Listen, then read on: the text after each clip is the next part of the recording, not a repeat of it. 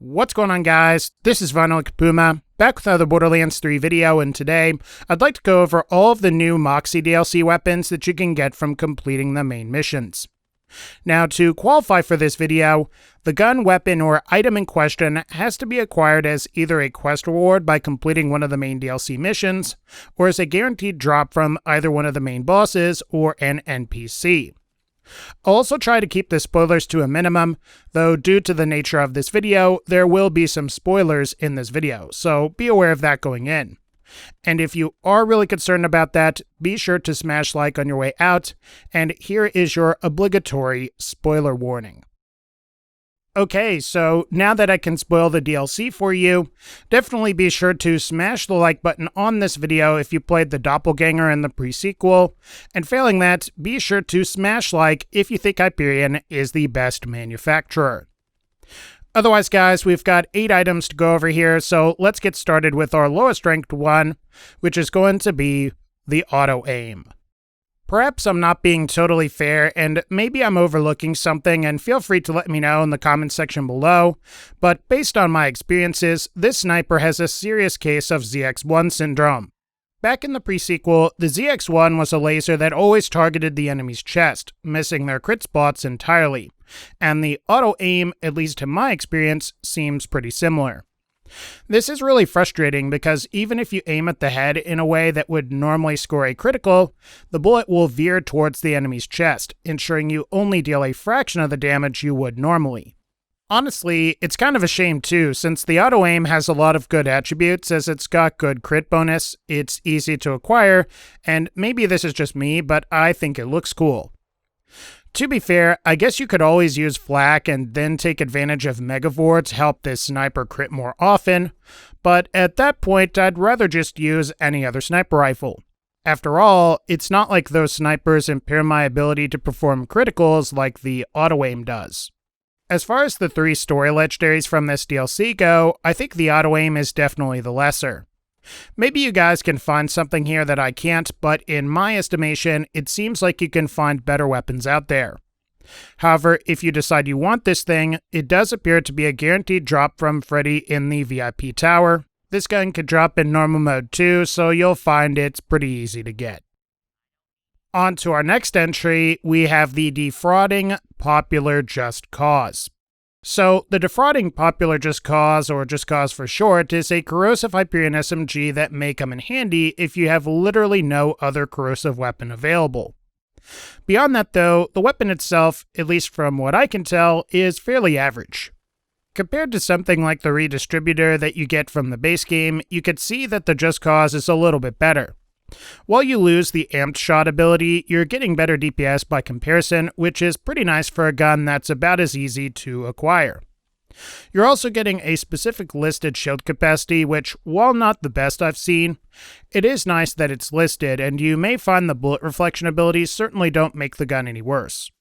As for Mayhem 4, however, I personally feel like this gun is definitely on the weaker side.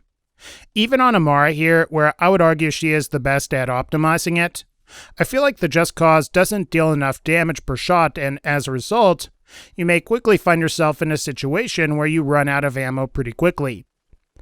Depending on your modifiers for Mayhem, you may find that the Just Cause is passable, but overall, I think you may agree that this gun is definitely on the weaker side. So assuming you had no corrosive weapons, I'd say the Just Cause is decent if you're just starting Mayhem 1 or whatever, but due to the scaling, it becomes obsolete really quickly. If you want this thing, and as you can see here, the Just Cause is retrieved from Timothy during the Handsome Jackpot mission during the DLC's main quest. It's pretty hard to miss, and you may already know about it. Moving on to our number 6 entry, we have the Ricoh. While the red text would seem to indicate otherwise, the Ricoh shield really isn't as great as it may appear. With a 50% chance of reflecting bullet backs at attackers while the shield is active, and an 80% chance with the shield down, you're getting a pretty high probability of being able to reflect bullets back at enemies. This is kind of like an absorption shield, but rather than absorbing the bullets, you're reflecting them back at enemies. Where I take issue with this shield, however, is when it comes to the shield's inherent stats. Compared to something like the Transformer, which has the ability to absorb bullets 40% of the time and absorb shock damage 100% of the time, you really start to see the difference in both shields. On average, the Ricoh suffers from inferior capacity and noticeably lower recharge rate, which suggests to me that you're forgoing better stats for the ability to reflect bullets. However, the problem beyond that is with the bullet damage of those reflections. As you can see from some of the low-level enemies I'm dealing with here, the reflected damage is based on the enemy's weapon damage, which becomes more of an issue as you progress through the game and enter Mayhem mode. By the time you reach Mayhem 4, the ability to reflect 1 or 2 1,000 damage shots back at an enemy really isn't that useful, and for that reason, the Ricoh is something you may want to avoid later on in the game.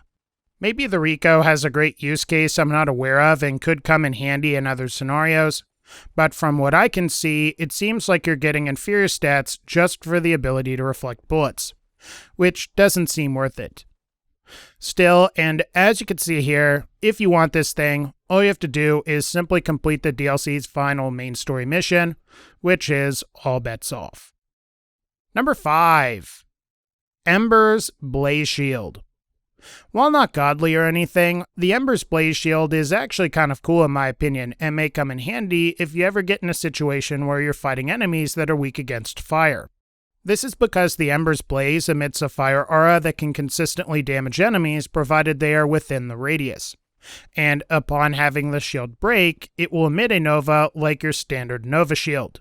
These abilities make the Embers Blaze a decent defensive shield as enemies will recurringly take damage from the aura, and if the shield breaks, you can use it to soften up enemies going into fight for your life, making them a little bit easier to take down. In the grander scheme of things, and as far as Mayhem 4 is concerned, you may not get a tremendous amount of use out of this thing. After all, most enemies have multiple shield, armor, and conventional health bars you have to blast your way through, and with about 14 to maybe 30,000 damage on the high end from a nova, you may find that other damage solutions are simply more practical.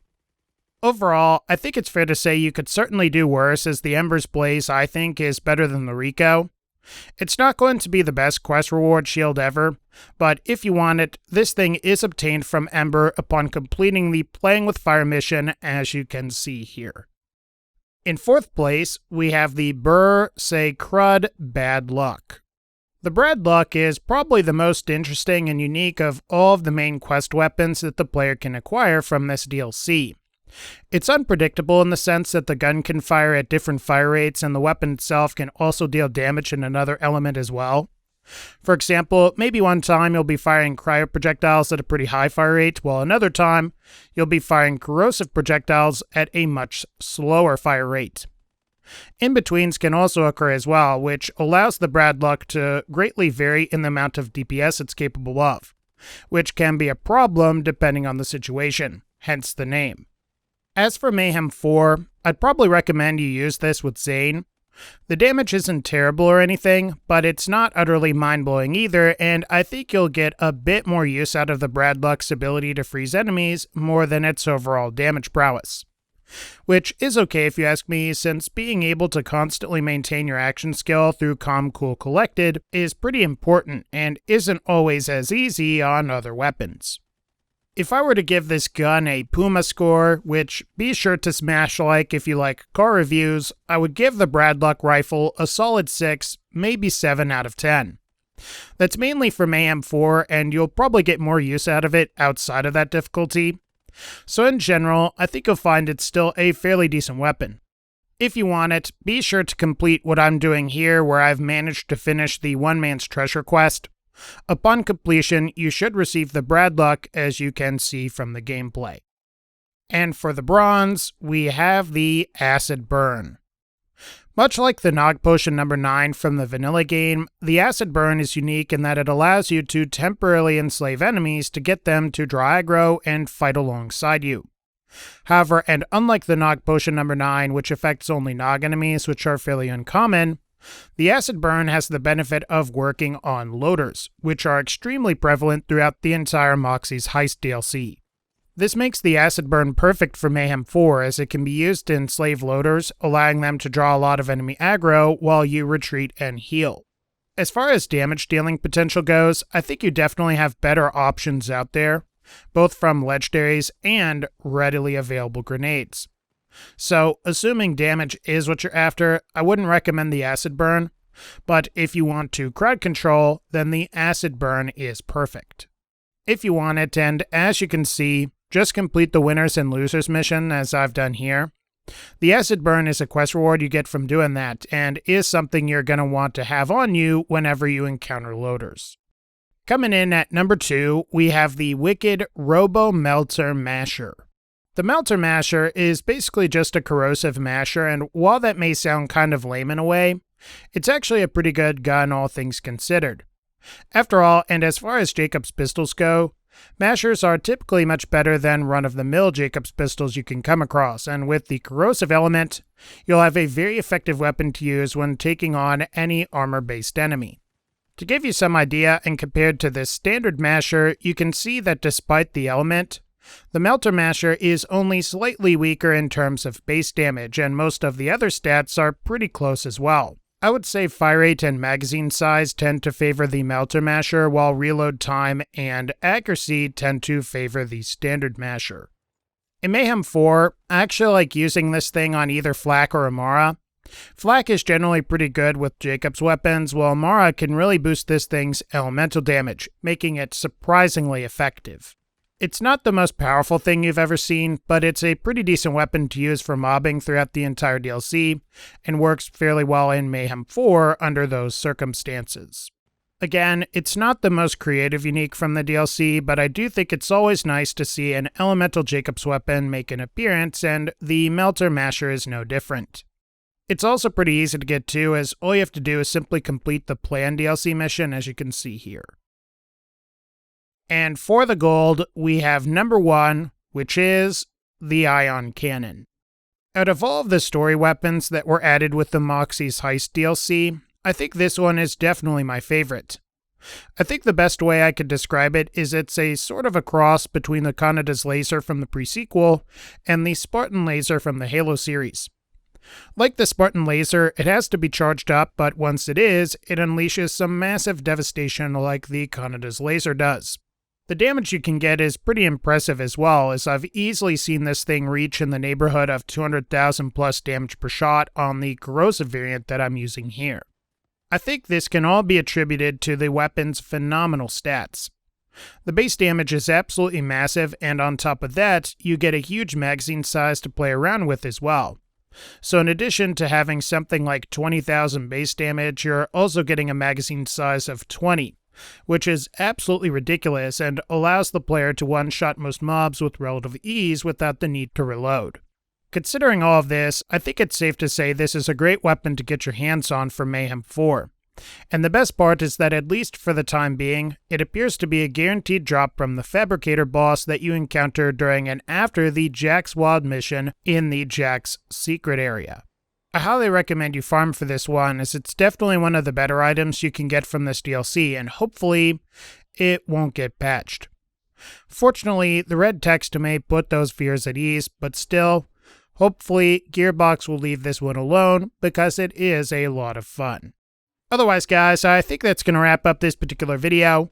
If you enjoyed this video, definitely be sure to smash like, click the bell so you can be notified when I upload my next video, and as always, and again, thank you all so much for supporting this channel. Take care, and I'll see you all in the next one.